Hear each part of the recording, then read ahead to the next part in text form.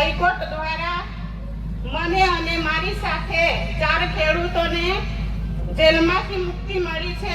નામદાર હાઈકોર્ટનો અમે આભાર માનીએ છીએ.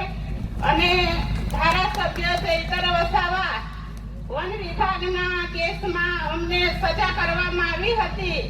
આ સજા ભાજપ સરકારે ખોટી રીતે અમને જેલમાં ફસાવ્યા છે, પણ એનો જવાબ 2027માં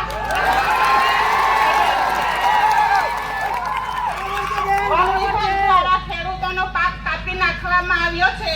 ખેડૂતોને ન્યાય અપાવવાના બદલે આ ખોટી સરકારે એમને સજા ભોગવી છે, પણ એનો જવાબ પણ આપણી જનતા આપવા માટે તૈયાર છે. આજે ધારાસભ્ય ચૈતર વસાવા આદિવાસી સમાજ માટે ઘણી લડત આપે છે, ત્યારે આ ભાજપ સરકારને ગમતું નથી. એટલે રાજકીય કિન્ના કરી રાખી ખોટી રીતે એમને વારંવાર જેલ ભોગવે છે, પણ એનો જવાબ પણ આ જનતા આપવા માટે તૈયાર છે. અમને 2027માં જ્યારે આ કેસ થયો હતો ત્યારે અમને સેન્સન કોર્ટ દ્વારા અમને જામીન મળ્યા હતા, પરંતુ અમારી તારીખ અમે દર મહિને ભરતા હતા. મહિનામાં અમને 2 તારીખ પાડવામાં આવી. કેસને ખૂબ ચલાવવામાં આવ્યો. એ લોકોએ ખોટી રીતે સજા ભોગવી છે, પણ એનો બદલો પણ જનતા આપવા માટે તૈયાર છે. તમારી આશીર્વાદથી તમારો બધાનો ખૂબ ખૂબ આભાર. જેલમાં અમને ઘણી તકલીફ પડી, સમય કાઢવા માટે ખૂબ મુશ્કેલ હતું અને